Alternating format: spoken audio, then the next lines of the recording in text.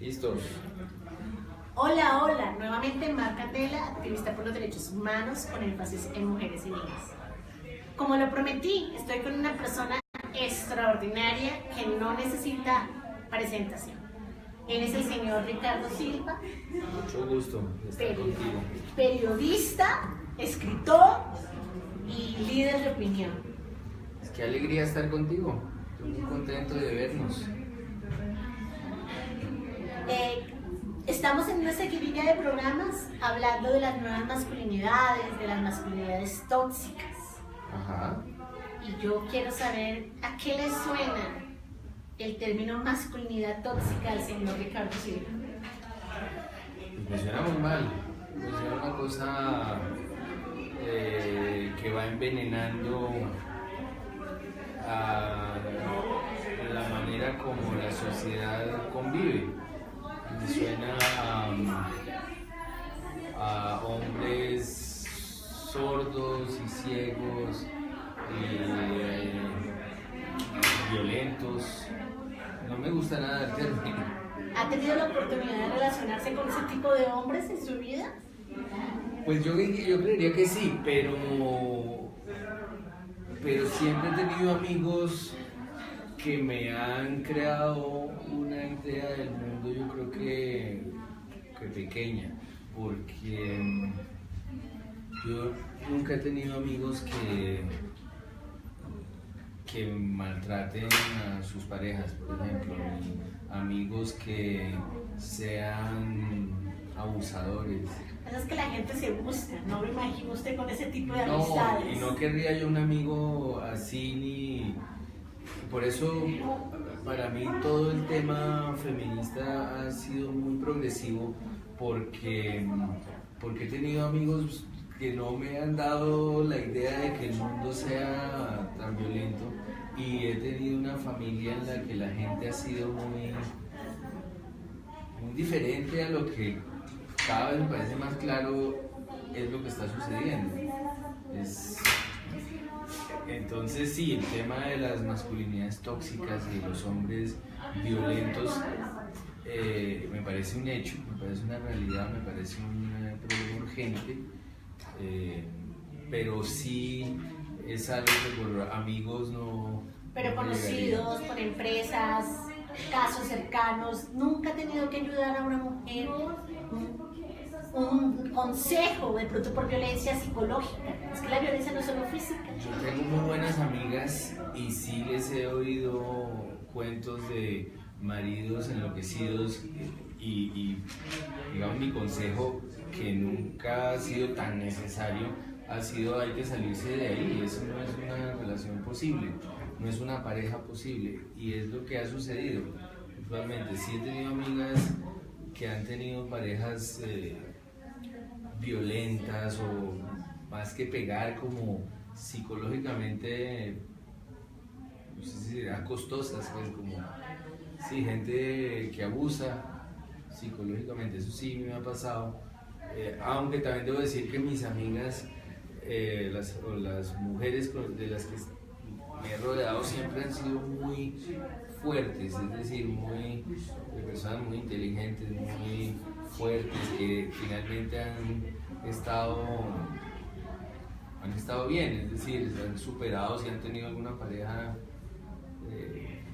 sí, violenta o abusiva, siempre han sido superiores pues a esos hombres. Cuando uno lee a Ricardo Silva, lee a un hombre profundamente crítico con la nación, con la cultura, con la educación. Ricardo siempre pone el dedo en la llaga y yo vivo fascinada con eso. No obstante, siempre que lo leo me pregunto, en la cabeza de Ricardo Silva, ¿cómo se construye un país sin sexismo? Pues mira, yo tengo un poco de vergüenza porque siempre vuelvo como a los mismos ejemplos y esa mi experiencia en la vida, digamos. A mí me tocó un papá que murió hace poco, que no respondía a ningún estereotipo de hombre.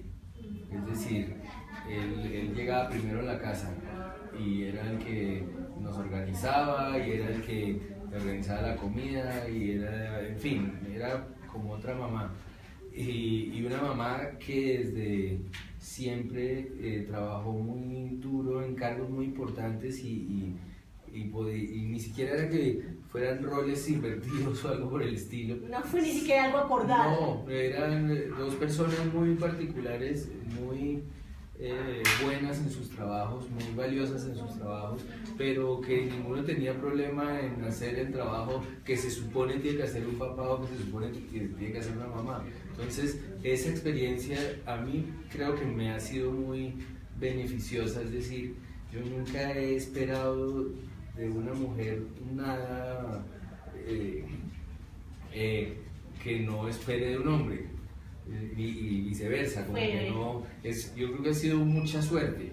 Es un privilegio, yo cada vez lo entiendo mejor, que eso es una muy buena suerte, tener una mamá y un papá que no están respondiendo a los arquetipos o a los lugares comunes de hombre y de mujer. Entonces eso me ha funcionado para no estigmatizar ni estereotipar a nadie, pero al mismo tiempo me ha hecho demorarme en ver cómo sí siguen existiendo los estereotipos, sí siguen las estigmatizaciones, sí siguen las violencias de género y todo eso pues me ha parecido pues una vergüenza a estas alturas de la historia. Nosotros empezamos a dialogar hace aproximadamente unos 3 años. Yo creería que sí, por lo menos. Y la primera conversación que tuvimos fue referente a Marcha de las Putas y algo que me impactó profundamente fue una conversación interna, nosotros no lo hicimos público. Ajá. Por el interno de Twitter me decía, sí, es verdad, las mujeres deben ser putamente libres, pero no obstante me cuestionaba por la palabra, o sea, me invitaba a hacerlo de una manera más suave, más mesurada, para que la causa tuviera un efecto mejor, para que la gente la cogiera más. Y lo interesante de eso, Ricardo, es que yo le dije, no, sí. Yo lo que quiero es justamente desacomodar, incomodar y que entiendan que la palabra puta no es excusa de nada. Y fue muy interesante porque me contestó, tienes razón. Sí, yo creo que tienes razón. Yo creo que además es difícil elegir el tono en que uno asume una causa, porque tú tienes razón en que no hay manera de hacerlo suavemente porque es urgente. Claro que sí. Y las cifras, por ejemplo, de feminicidios te dan toda la razón. Es una cosa con la que uno no puede ir poco a poco, sino tiene que pararlo ya. Hay que ponerle un muro, entre las mujeres y la violencia. Entonces sí creo que tienes razón. De 100 casos de feminicidios, 100 casos llegaron a la conclusión de que era que se portó mal. Sí, ese es el argumento. Claro. Que es portarse mal, como una puta. ¿Por qué una puta se porta mal y por qué eso tendría que ser razón, motivo o argumento para asesinar a una mujer? No, nada, eso tiene ningún sentido. ¿Sí? Es increíble que haya cabezas que le encuentren sentido a eso y que haya tantas cabezas que le encuentren sentido.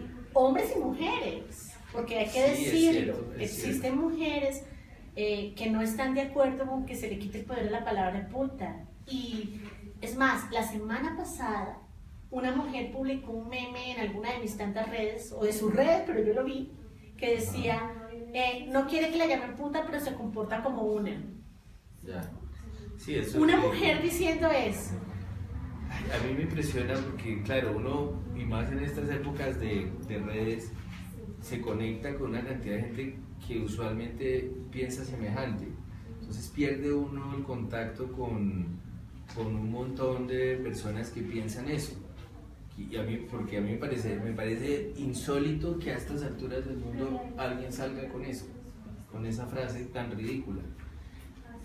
tan idiota. Uno ve todo lo que pasa, todos los escándalos que hay, por ejemplo, en política, constantemente. Que alguien piense que Timochenko va a ser presidente. Y a mí me parece que me da ganas de decir, pero no seamos tan idiotas. ¿Cómo? Eso no va a pasar, eso es evidente que no va a pasar. Pero hay gente que lo tiene clarísimo que va a suceder. Y así salen esas frases de que hay que sí, el señor Timochenko le dio por seguirme en redes hace un tiempo, tal vez un año, y nunca he dejado de ser franca y decir, bueno, no estoy de acuerdo con sus políticas, pero prefiero que las haga en el Congreso y no en el monte. A él le debemos, y lo he dicho abiertamente, a él le debemos cualquier cantidad de feminicidios, y eso es una realidad por la que tiene que responder. Con el proceso de paz se hizo el acuerdo de paz con las mujeres, que es un acuerdo maravilloso. Estamos en un proceso de sanidad, las mujeres entramos ahí, y no obstante, Timochenko ahora usa de fórmula a una mujer, si no estoy mal. Es cierto, Imelda Daza es su fórmula. Sí. La Entonces, vemos que las otras opciones no han querido darle paso a una fórmula con una mujer. Veremos qué pasa, pero hasta ahora eso no había sucedido, así de fuerte, o sea, significativo. Mi pregunta es, ¿cómo quitar ese terror? O sea, ¿cómo poder sanarnos y decir, bueno, Timochenko y la antigua FARC son responsables no solo de feminicidios, sabemos de todo lo que son responsables? Sí. ¿Cómo no alimentar el terrorismo de Uribe, porque es una realidad, el terrorismo de Uribe, sin perder la objetividad? ¿Cómo hacerlo? O sea, sin dejar ¿cómo hacemos? Porque es que yo algo que tengo claro es que la FARC como movimiento político le está dando camino a las mujeres, no solo a Imelda, a varias mujeres. Y me parece que eso es algo importante para construir un país sin sexismo. No obstante, ¿cómo hacemos para que el terrorismo de Uribe y el terrorismo de todas estas personas que no quieren dar ese paso importante de transformación política no afecte estos procesos? ¿Cómo lo hacemos? En la cabeza de Ricardo, ¿cómo funcionaría eso? Es que yo creo que es un panorama muy enredado. Yo creo que estamos en una situación a la que le falta mucho tiempo para resolverse.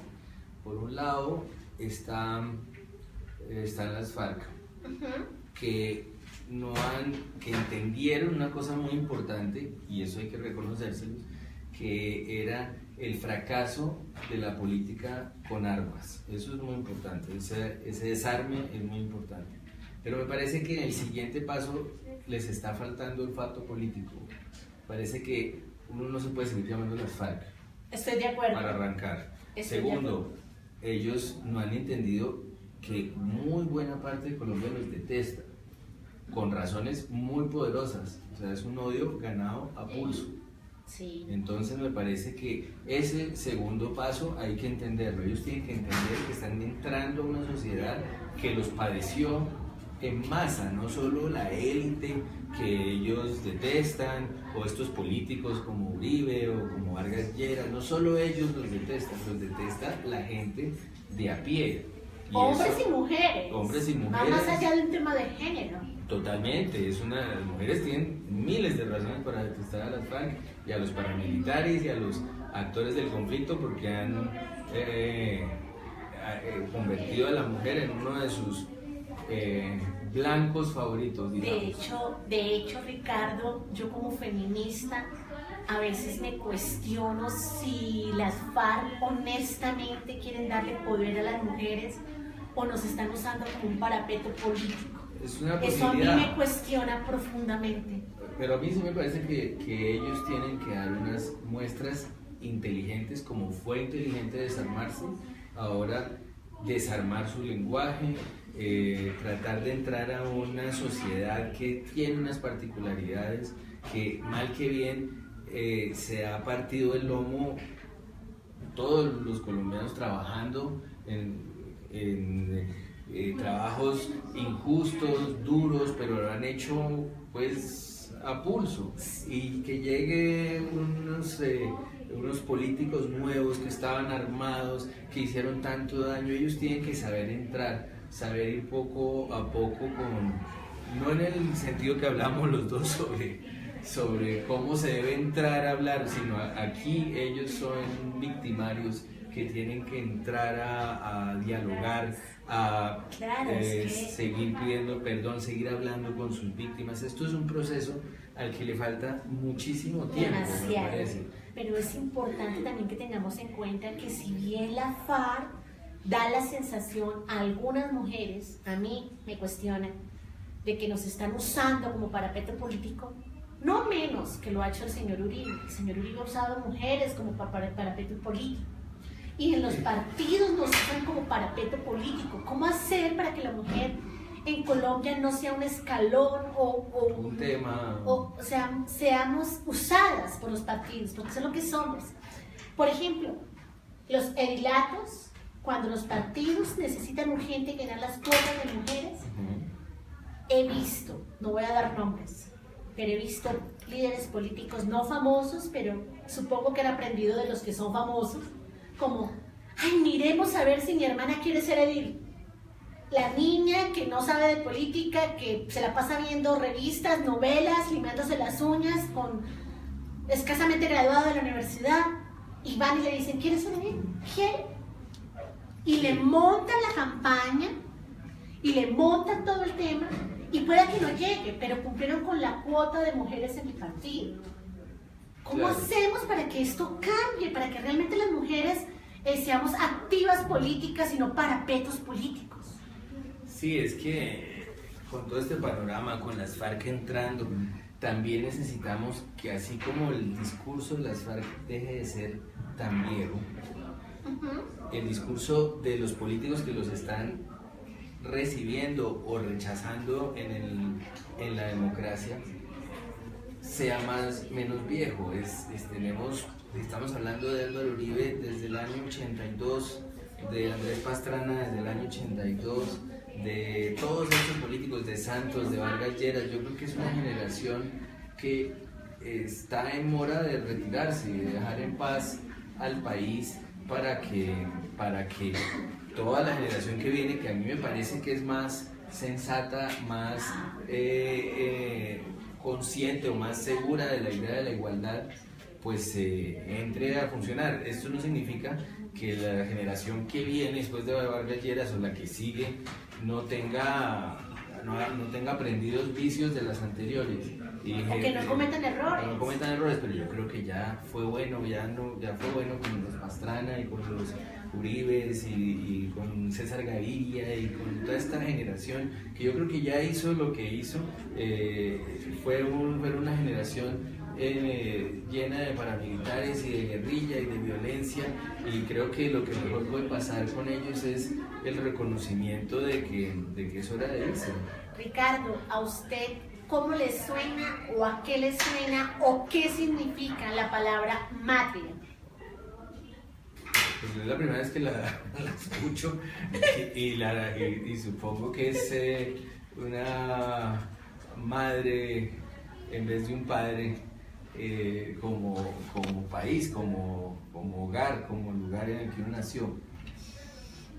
Bueno, el concepto de matria es una cosa así gigante y hoy no voy a ponerme a dar cátedra sobre la matria, pero básicamente se trata de sanar la parte femenina de la nación, de lo que es concepto país, así como se ha tenido un tiempo patriarcal y se ha castrado toda la posibilidad femenina a nivel político, a nivel social, a nivel económico, a nivel académico, que ha sido un proceso bastante complicado.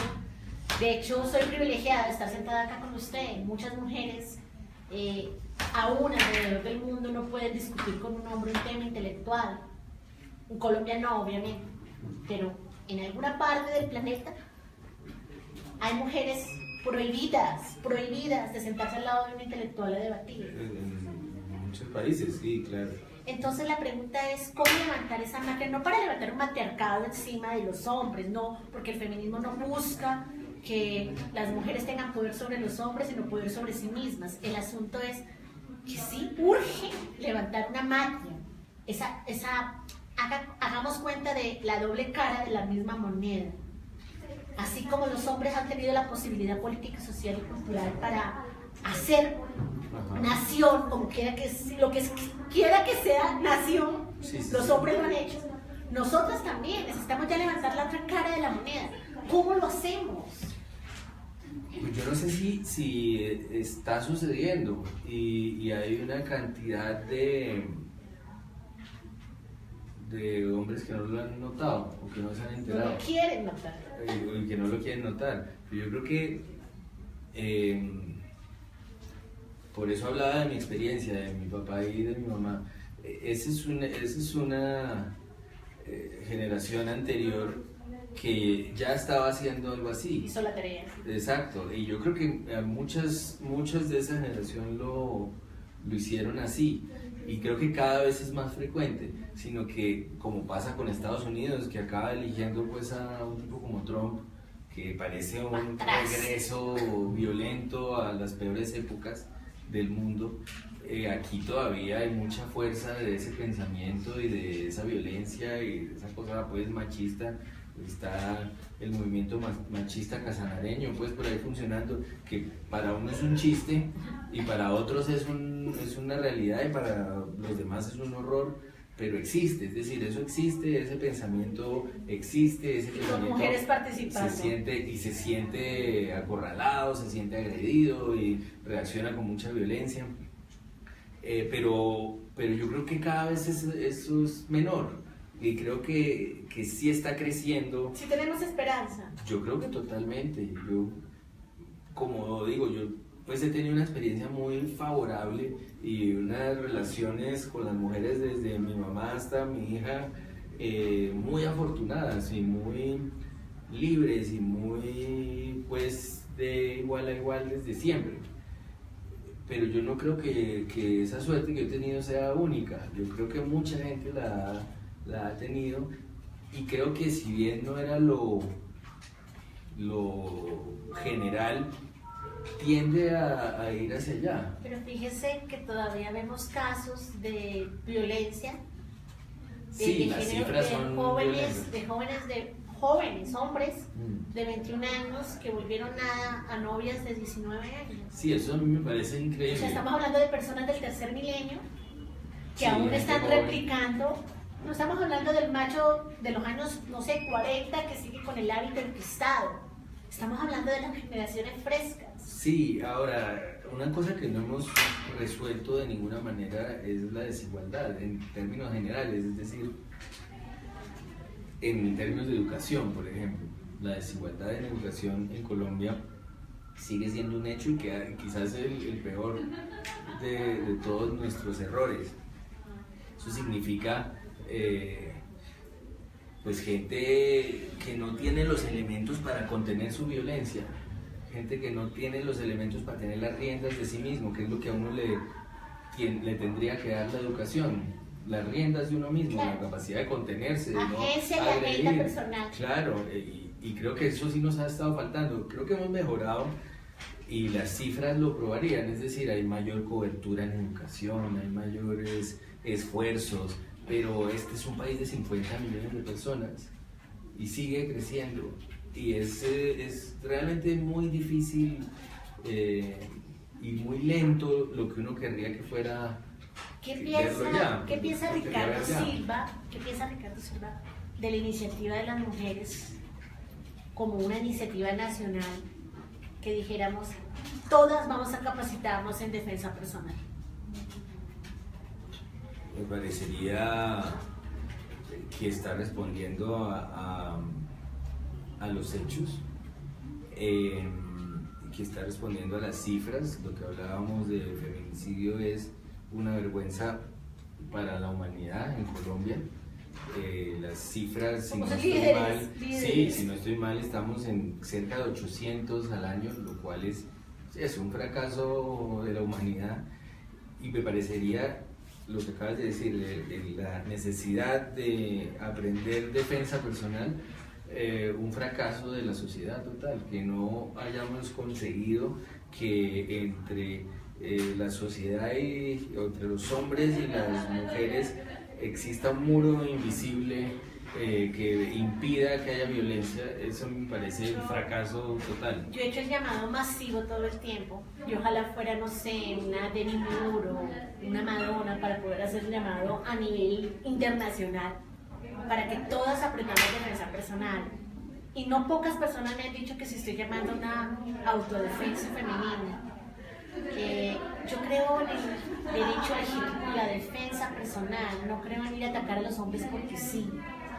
Pero la justicia paquidérmica, Ricardo, es impresionante. O sea, tengo casos de mujeres donde han hecho los primeros pasos con, hablemos cualquier cosa, ejemplifico, no estoy afirmando nada, Secretaría de la Mujer, pero son tantos los protocolos para recibir esa asistencia que antes de que llegue la asistencia la mujer es asesinada. Entonces, en ese orden de ideas, yo respaldo que las mujeres todas aprendamos defensa personal, porque corremos peligro en todas partes y es una cosa real, no inventada. ¿Cómo hacer para entender que se está invitando al derecho legítimo de la defensa y no a una autodefensa como movimiento guerrillero o qué sé yo? Pues te respondo lo mismo que estaba diciendo un poco.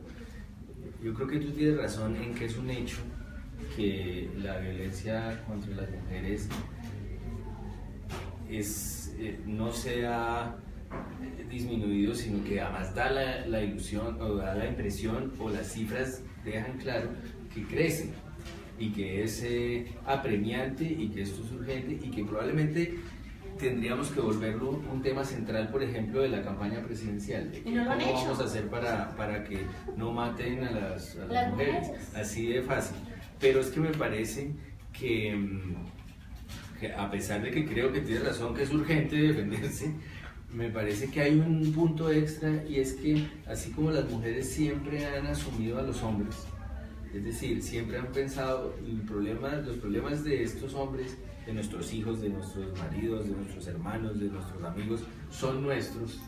Ustedes deberían es el asumir momento de nuestros asumir problemas y de convocar a los hombres como feministas y de no impedir la llegada de los hombres como feministas y actuar casi como un bloque, porque sigue pareciendo que es un problema de las mujeres y que es como un sindicato que tiene que defenderse de unos violentos, que lo son, pero quiero decir, si no es una cosa de bloque, es muy difícil que le puse donde quería que llegara.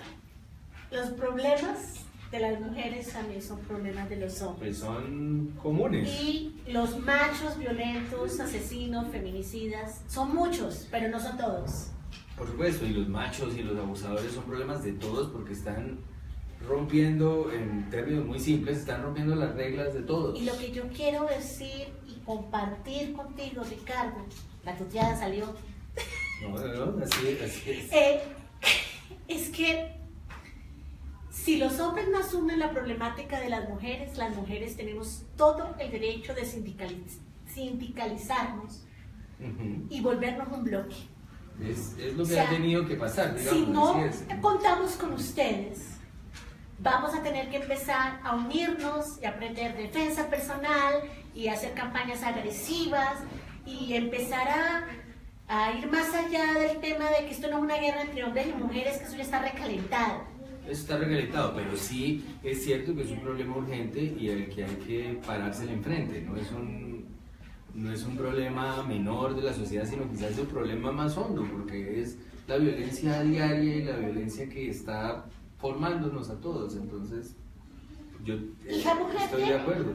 Tengo una hija, sí. Ok.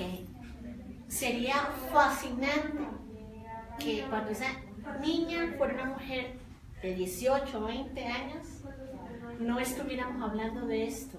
No, pues sería...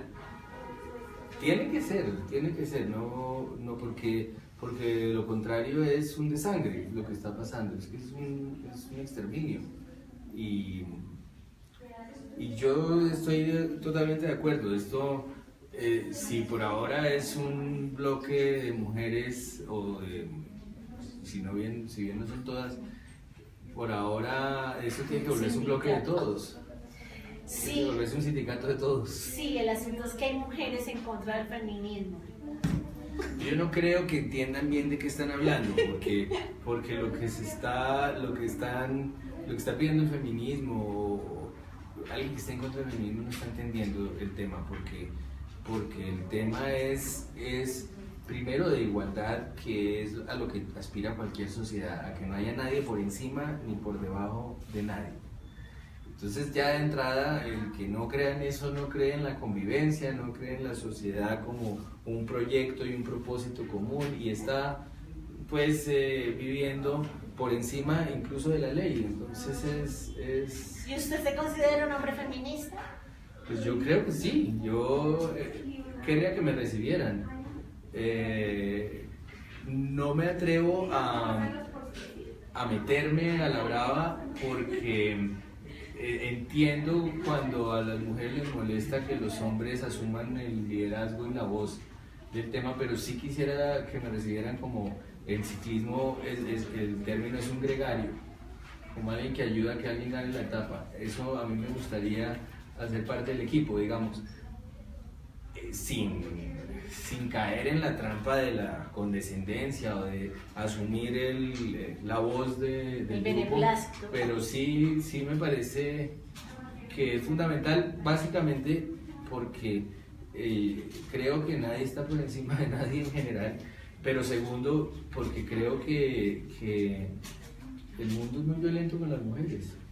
En Feminismo Artesanal y en varios movimientos trabajamos de la mano con muchos hombres, algunos muy pocos colectivos de mujeres políticamente no trabajan con hombres, y entiendo su postura, no la comparto pero la entiendo, es una manera de marcar territorio y decir es la hora de que nos apropiemos y que lo hagamos solas. Yo también lo entiendo, y por eso estoy en el equipo donde me digan. Necesitamos a los hombres, y eso ha sido como la voz de ya hace casi 10 años de Feminismo Artesanal y de muchos colectivos feministas alrededor del mundo. De hecho, ya la ONU hace una campaña maravillosa invitando a los hombres a unirse a la causa, y lo estamos trabajando fuertemente, pero necesitamos hombres no solo con buena voluntad, no solo comprometidos, no solo conscientes, sino con conocimiento de causa. Que un hombre no se enfade cuando yo le digo, por favor no me mueva la silla, yo puedo, y diga, pero ¿por qué?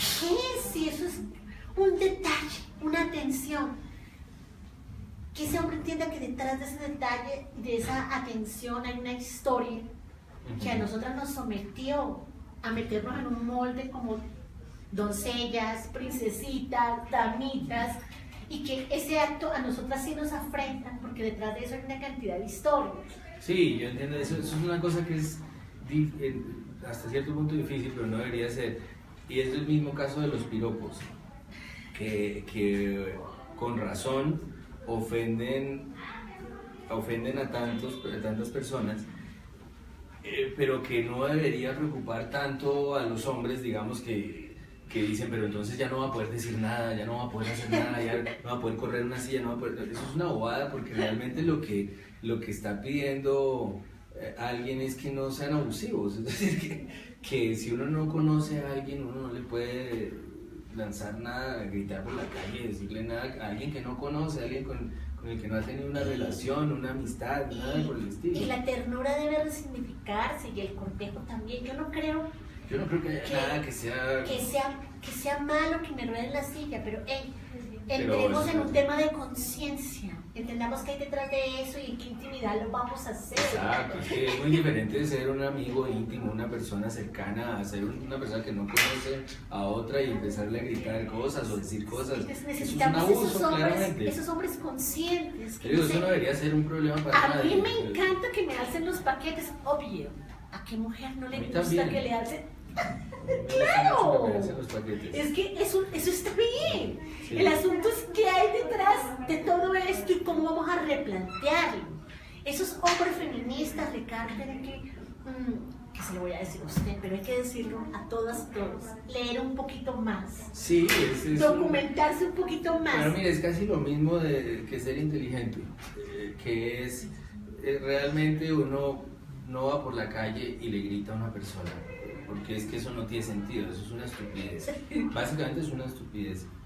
Hay otro paso que es muy básico, que es como la mala educación, es uno no llega y le coquetea burdamente a otra persona e invade su espacio. Unos pasitos. No, pues hay unos pasos obvios que son los pasos que tiene cualquier persona para conocer a otra persona, que es lo normal, eso tiene su tiempo y sus espacios y sus lugares, y eso el que no lo entienda realmente es el tonto. Alguna vez yo escribí sobre el piropo y ¿Qué piensas tú del piropo? algunas corrientes feministas se enfadaron conmigo. ¿Pero tú qué piensas del piropo? El piropo hay que entenderlo. El piropo como herramienta de emancipación, Ricardo, no sé si lo conoces. No, yo estoy el aprendiendo. piropo como herramienta de emancipación, y aquí María Paula, que nos está acompañando hoy, que lo tenga también el resto de su vida. El piropo, María Paula es nuestra amiga que está detrás de cámaras. El piropo fue herramienta emancipadora de las mujeres. ¿En qué sentido? ¿Cómo es eso? Resulta que por allá en la época de antaño, las mujeres burguesas, princesas, damiselas, guachu guachu, todas las mujeres de estirpe, de clase, estaban condenadas a casarse por una dote. Claro. Y estaban condenadas a casarse por rubíes, por piedras preciosas, especialmente lo que más usaban era el rubí. Y era así, hombre que no tuviera el rubí no podía acercarse a estas mujeres.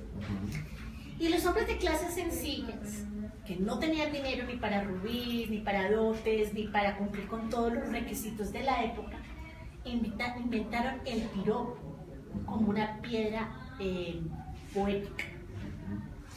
Y estos hombres, para poder encontrar la manera de acercarse a esas mujeres que les atraía, empezaron a susurrarle cosas a las mujeres, a los oídos, pero obviamente no susurraban, quiero ser un cuchillo para partirte el bizcocho. No, no, no. Esperemos que no. No, eso no pasaba. Eso es una cosa.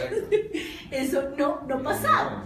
Entonces eran cosas maravillosas porque eran versos pequeños. Ajá. Donde ellos se escapaban, eran cual las películas de época, y llegaban y susurraban dos cosas al oído y la otra quedaba así como, y era el chip, la conexión y el impacto.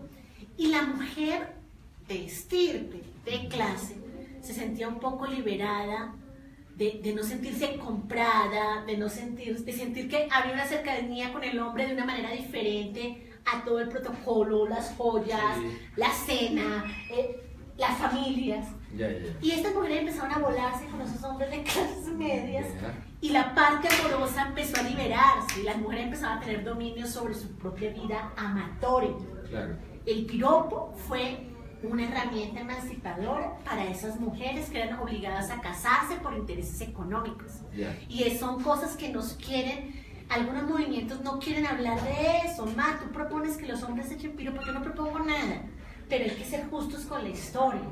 La razón de ser del piropo es esa. En ese orden de ideas yo te respondo, a mí sí me gustan los piropos. ¿A quién no? Pero una cosa inteligente. Pero un piropo lo dice alguien que tú conoces y que conoces bien, y en fin. Y de pronto quizás no, yo a veces digo, bueno, mi esposo y yo nos conocimos así porque sí, y si yo no le hubiera parado bolas a cualquier cosa que me dijo, pues hoy no tendríamos 15 años de casados. O sea, de pronto sí, el asunto mío con el piropo es que hoy en día, como todo lo bueno, la sociedad lo ha corrompido. Hoy no es piropo, piedra de verso, sino piropo, pedrada verbal, es agresión verbal, es violencia, y es hora de que seamos inteligentes. Sí, yo creo que eso es el inteligentes. Creo inteligentes que para dar un se piropo. Solucionaría mucho el problema si la gente fuera inteligente y decente de pronto también. Sí. Hay unos límites en todo. Si usted como hombre le dice a alguna mujer y nota que está incómoda, si no se quiere disculpar, no lo haga, pero cállese. No siga diciendo nada más. Es algo tan elemental. Entonces, a mí cuando salió el movimiento, que lo he apoyado, no quiero tu piropo, quiero tu respeto, lo he apoyado profundamente, he caminado con ellos, también cuestioné, ¿estamos haciendo el llamado a atención correcto? Porque la poesía no puede ser delito. Sí, sí, pero claro. La ternura no puede ser delito. Sí. Entonces, ¿qué es lo que tenemos que hacer? Reprogramar o reencontrarnos con las raíces del piropo, entender las relaciones interpersonales entre hombres y mujeres de una manera más sensata. Sí. Es que... Y lo que tú decías, me parece una palabra muy importante de lo que tú decías es leer, saber leer la situación, saber leer a la otra persona. Todo eso requiere atención, cuidado. ¿Cómo me está recibiendo lo que estoy diciendo y haciendo? Es un problema de leer bien, saber leer. De acuerdo. Yo sí he sido defensora de los piropos, pero de los piropos. También he tenido que dar un par de cachetadas y lo he hecho y no me da vergüenza decirlo. Cuando en alguna ocasión, alguna vez alguien se atrevió a decirme algo que no venía al caso. Y lo hice y lo digo. Ahora me preguntan, ¿lo volverías a hacer? No, ya maduré, ya crecí, tengo otras maneras de reaccionar. Pero en ese momento lo hice y creo que muchas vamos a tener que hacerlo en ocasiones porque no encontramos otra manera de comunicar el disgusto. El punto es cómo entender que el piropo no es un irrespeto. Cómo no romper, y se lo estoy preguntando a un hombre, las mujeres me dirán, ¿pero por qué un hombre? Pues porque los hombres son los que más dicen piropos, las mujeres también lo hacemos. ¿Cómo hacemos para que el piropo sea ubicado en el lugar que es? Pues mira, yo de nuevo como he tenido la suerte de esos padres, por ejemplo, o de estar rodeado con gente al parecer atípica, sería incapaz de decirle o de gritarle a una mujer desconocida absolutamente nada. Lo segundo que veo es, incluso una mujer conocida no le gritaría nada. Lo tercero, a una mujer conocida la saludaría amablemente. A una amiga ya empieza a tener una relación pues que existe y con la que puedo conversar y a la que puedo decir que usted es muy inteligente o usted es muy bonita o lo que sea, pero eso implica una amistad. Y una amistad es un trabajo y una disciplina. Y ¡proceso! Y un trabajo largo, y es una relación que uno construye con los años, además, ni siquiera así de rápido. Entonces, creo que es de nuevo saber uno dónde está parado, qué clase de relaciones que tiene con cada persona. Hay gente que uno no conoce, y si no la conoce, la lengua que se habla es otra.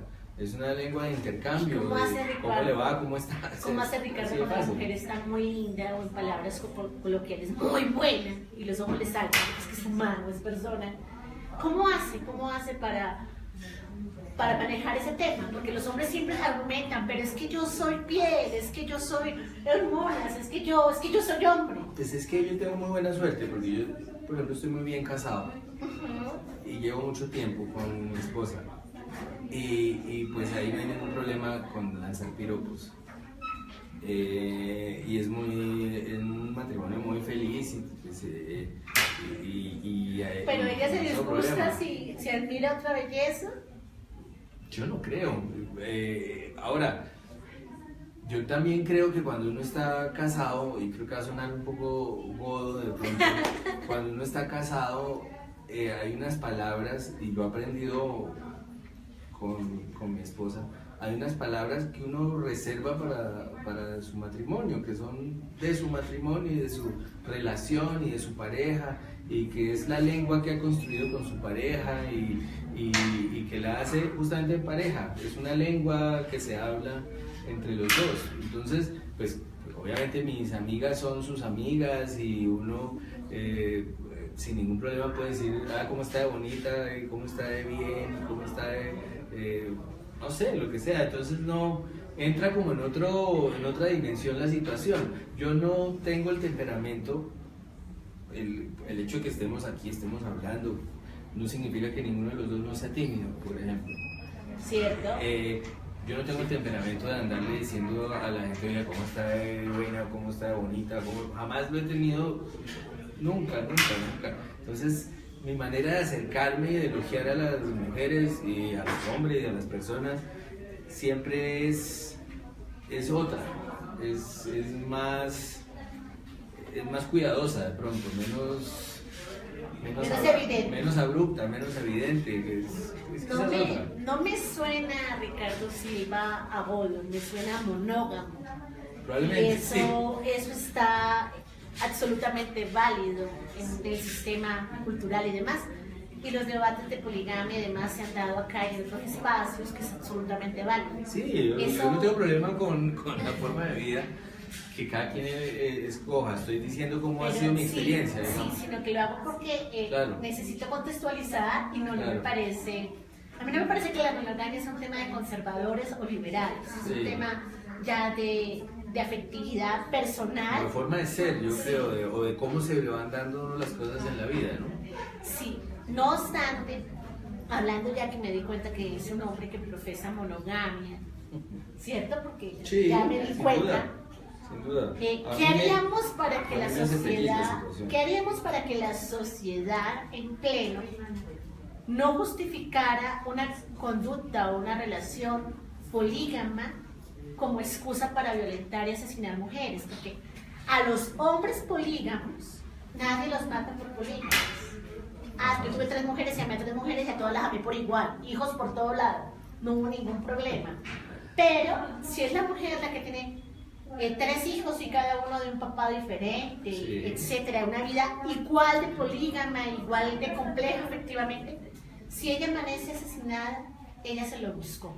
Es absurdo, sí. ¿Cómo haríamos para que se entendiera, y lo decimos acá, un hombre monógamo, pero que dice respetar la afectividad diversa? Yo creo que cada quien tiene que dar con su propia familia, digamos. Yo creo que uno debe defender el amor familiar, pero no ninguna clase de familia. Yo creo que cada quien va llegando al tipo de pareja o de experiencia amorosa o familia que le funciona, que lo vuelve la persona que es. ¿Cómo construiríamos una nueva ciudadanía que aceptara a las familias polígamas y que no castigara a la mujer por polígama? ¿Cómo haríamos eso? Yo creo que es un tema muy de fondo, muy importante y que se da mucho, por ejemplo, también en relación con la idea del matrimonio gay o la adopción gay, que hasta cierto punto es la sociedad o los políticos sobre todo llegando tarde a un tema que es la verdad. Es decir, la verdad absoluta. Antes de que los políticos pensaran en el tema de la adopción gay, sucedía que la gente tenía padres gays y les iba perfectamente bien en la vida y adoraban a sus papás eran magníficos. Antes de que se hiciera oficial antes de que el tema de que el Estado llegara o los políticos llegaran al tema, las familias nunca han sido cortadas con la misma tijera, nunca han respondido a un molde, siempre han sido reuniones de personas que se encuentran y se apoyan y se quieren y yo creo que ahí lo que hay que combatir es la doble moral. Y la discriminación. Y la discriminación y la tontería, realmente es que, y la indecencia, que es uno atreverse, tener el descaro de pensar que su vida tiene que ser replicada o que la gente tiene que vivir como uno para estar obrando bien. Eso es indecente y es de nuevo una tontería. Yo creo que para que a eso se llegue, para que la mayoría de las personas piensen eso o noten eso, que nadie tiene por qué vivir según uno lo piensa, pues de nuevo el problema es un problema muy de fondo educativo. Y es una educación en el profundo respeto por las opciones o las vidas que a cada quien le ocurren, desde que esas vidas no estén violentando a nadie, ni estén persiguiendo, ni estén convirtiéndose en un abuso sobre nadie, son perfectamente válidas, posibles e incluso deseables para que la sociedad funcione y conviva. O sea, Ricardo, ¿usted es católico? Yo llegué hasta la confirmación en un colegio muy liberal, curiosamente, pero que es un colegio muy godo a la larga. No hay nada más godo que el liberalismo. Sí, exacto. Pero yo tengo mucho cariño por muchas cosas del catolicismo, pero creo que especialmente por las cosas artísticas. Es decir, por toda la música que ha producido el catolicismo, por todo el arte, las iglesias. Me parece que hay curas magníficos y que entienden perfectamente su trabajo como procurar la convivencia. Pero realmente el aparataje y muchas de las cosas que funcionan allí se me parecen demasiado a la política. Uy, sí. Demasiado al Congreso de la República y eso me hace pues no estar del todo matriculado allí. O sea que sí es partidario del Estado laico. Pero absolutamente, eso sí, eso es un tema que me parece ¿Y qué piensa del latente peligro de que el Estado deje de ser? O sea, el Estado durante mucho tiempo fue católico. Ahora en teoría es laico. En teoría. Sí, en teoría, digamos, sí se han ganado muchas cosas. Sí, pero sigue teniendo asuntos religiosos en políticos religiosos, digámoslo de esa manera. Sí, hay muchos políticos que se les van las luces con el Leí hace tema. poco el peligro latente de que nuestro Estado se vuelva eclesial, cristiano, evangélico. ¿Usted siente ese peligro? Pues yo creo que estamos en un momento político muy delicado. Creo que es un momento en el que la gran mayoría de los colombianos, avivada, asusada por los políticos de la ultraderecha, está muy decepcionada de sus políticos. Me parece que la gran mayoría de los colombianos tienen razón, pero que también los han asusado, los han enervado y exasperado mucho más de lo recomendable, porque además lo han hecho por medio de mentiras en muchos casos. Y me parece que en esa medida un pueblo exasperado, enervado, incluso iracundo en muchos casos, como se ve en las redes, está en mora o está en riesgo de asumir proyectos políticos populistas y autoritarios. Y esos proyectos populistas suelen venir cruzados con lo religioso. Es muy común en esas déspotas o en esos tiranitos por valerse de la religión. Yo creo que es un tenemos riesgo. Peligro de que la iglesia protestante no sé si nuestro nuevo movimiento político está en este momento pero con la suficiente fuerza para acabar con un Estado laico. No sé si se logre tanto como eso, porque aún hoy a mí me parece que por más corrupción que se ha revelado en la justicia, existen ciertos contrapesos en nuestra democracia, en nuestro Estado, que han evitado que se desmadre esto en momentos milagrosos. Por ejemplo, cuando la Corte Constitucional evitó que Uribe se pudiera reelegir una segunda vez. Eso fue milagroso y nos evitó un peor desmadre, me parece. Y yo creo que ahorita,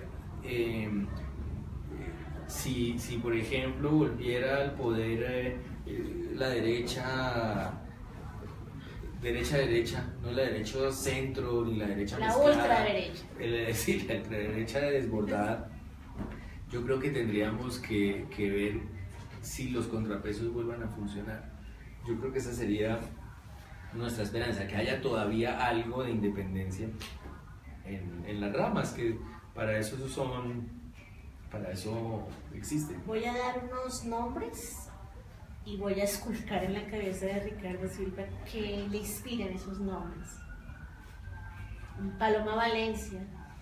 Yo la conocí y me pareció una persona muy inteligente, con muy buen humor, y realmente me ha sorprendido siempre verla cuando habla en público, porque me parece poseída por Uribe. cuando habla. Me sorprende porque uno la conoce y es una persona no simpática, inteligente, además estudió literatura y es una persona que escribe muy bien. Y es realmente sorprendente y prueba de que cuando la gente se vuelve política asume un personaje. Verla cuando habla, totalmente fuera de sí, es una cosa muy curiosa. No es ella.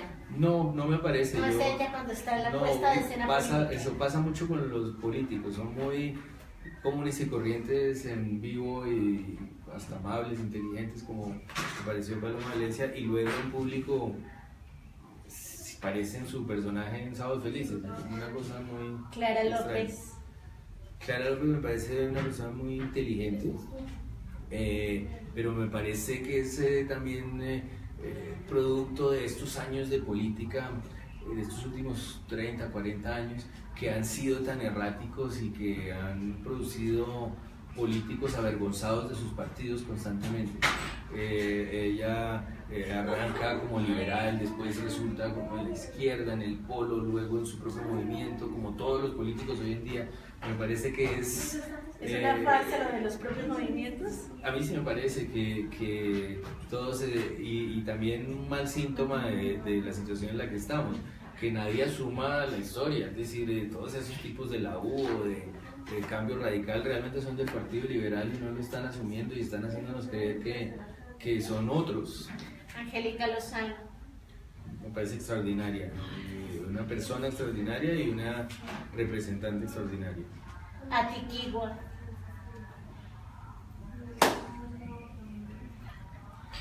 Atiquigua, ponme en contexto. Recuérdame. Atiquigua es la primera indígena arahuaca que llega al Consejo de Bogotá con 13.500 votos. Sí. Y que bueno, que no es tan conocida porque la maquinaria política tradicional no ha permitido que sea tan conocida. Pero está en el Consejo, claro.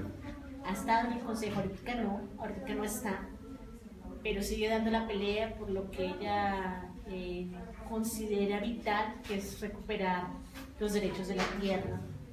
Que si uno la escucha... ¿Y en este momento en qué está ella? Ahorita está haciendo activismo, movimiento ciudadano y piensa regresar. Tiene un movimiento muy fuerte. ¿Piensa regresar al Consejo? Sí, ella piensa regresar. Y creo, si no estoy mal, que ella apunta al Congreso.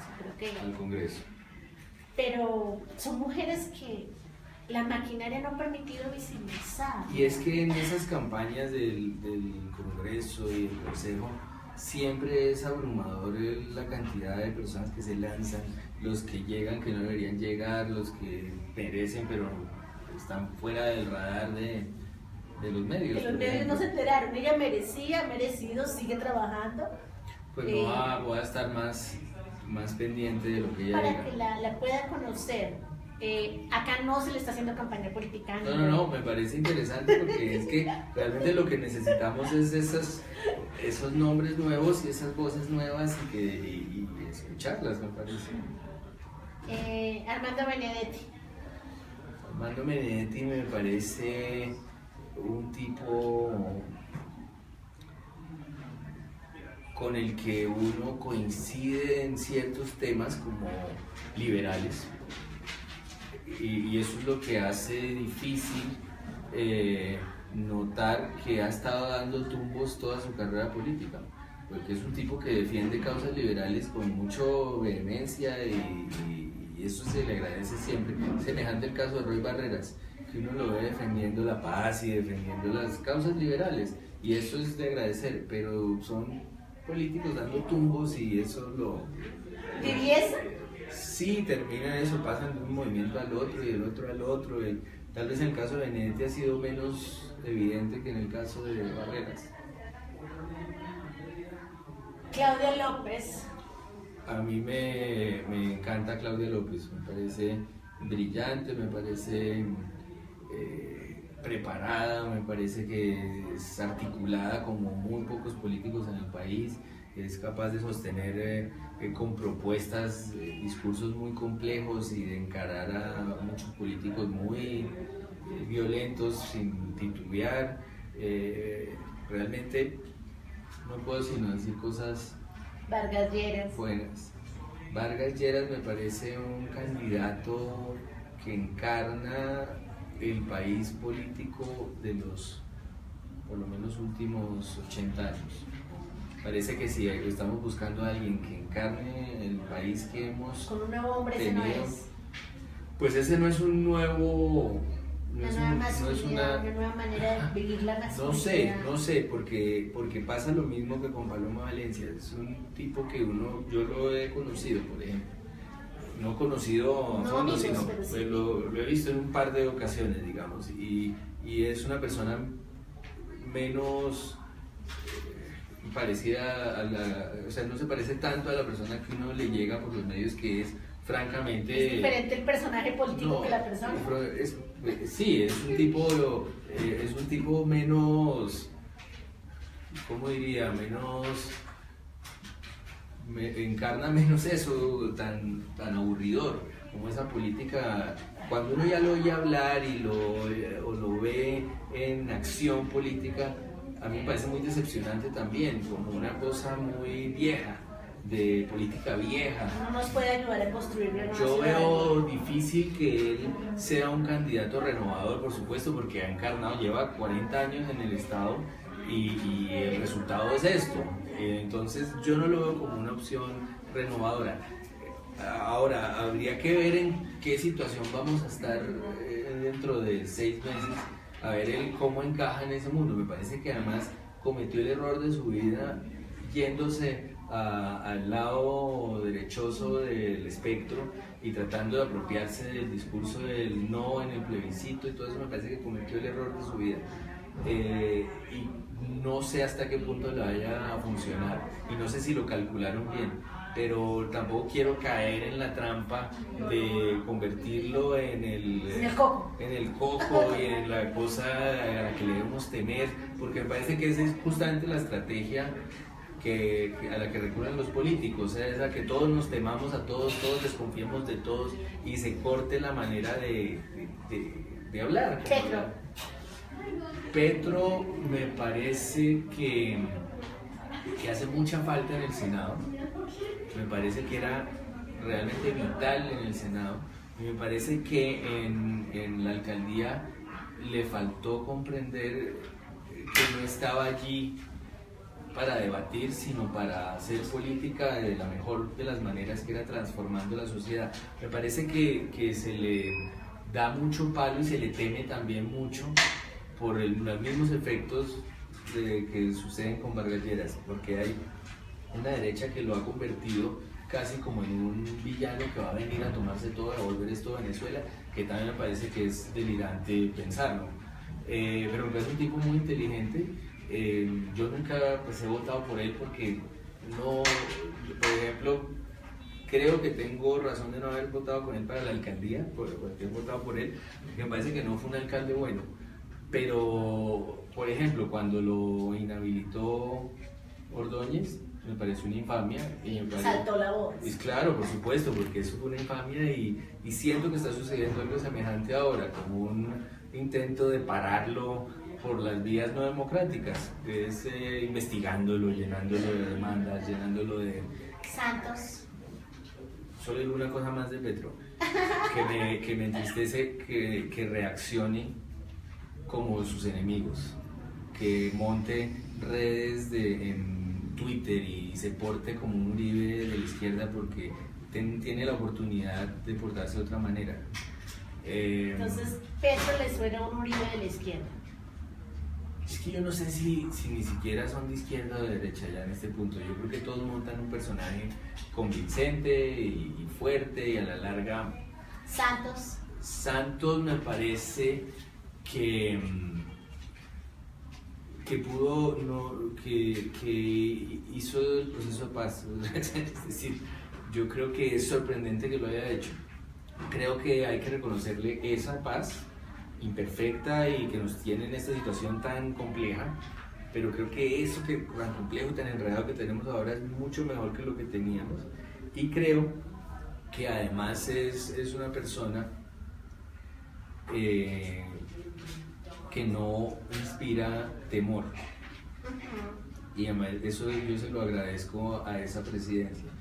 Hay gente que lo hace ver como el Maduro colombiano, castrochavista, y eso que a mí no me inspira ningún temor y no me ha inspirado ningún temor nunca criticarlo en la columna, decir cosas malas de su gobierno, jamás, porque nunca que me parecería que va a venir de parte de él una persecución, una represalia, y eso me parece que es muy destacable porque es recobrar un elemento de la democracia que estábamos perdiendo con el presidente anterior. Me parece además que la prueba de que eso se ha podido hacer es que no lo puede testar más Colombia entera a Santos. Si alguien dice que hay censura en Colombia, es un descaro, porque el Centro Democrático, por ejemplo, o los medios cercanos al Centro Democrático no han hecho sino decir lo que se les ha dado la gana, incluso injurias y calumnias. Pero dicho esto de Santos, a mí me entristece, como en el caso de Petro, que se haya soportado en la clase política tan corrupta que tenemos, que haya tenido ese piso y ese sostén. Me parece que es realmente triste. Uribe me parece me parece nefasto, realmente, me parece muy triste. ¿Te produce miedo? Me produce, pues la verdad yo no me he sentido con miedo hacia él nunca, pero sí me parece que encarna un país del pasado muy fuerte,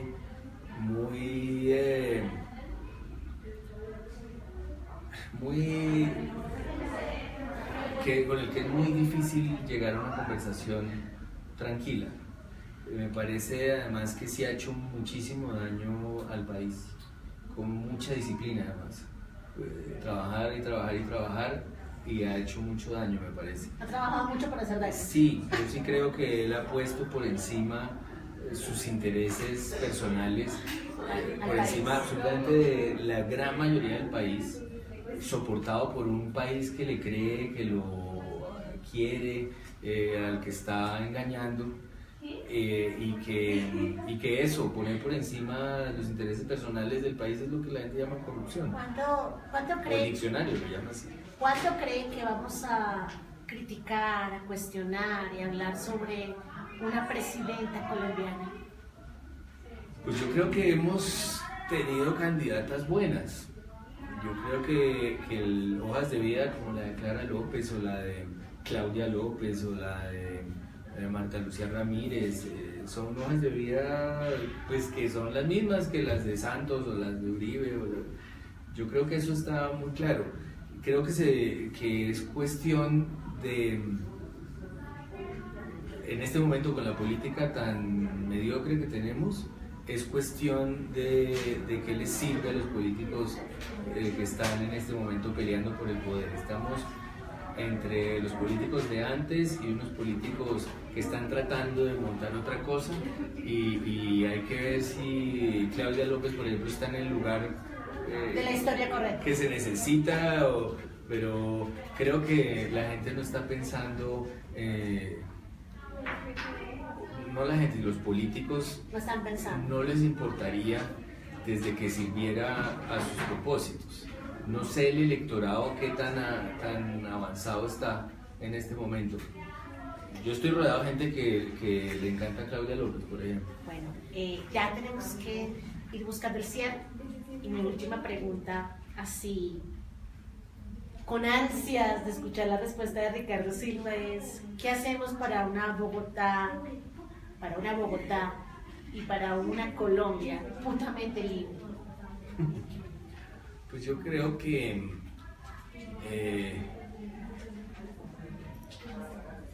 no vamos a poder, a mí me gusta mucho esa frase de la famosa obra de teatro de cómo dependemos nosotros de la bondad de los extraños, y creo que aplica a la sociedad colombiana en general, y es que hemos estado dependiendo de que nos llegue a gobernar una persona que sea generosa, y es difícil que eso pase.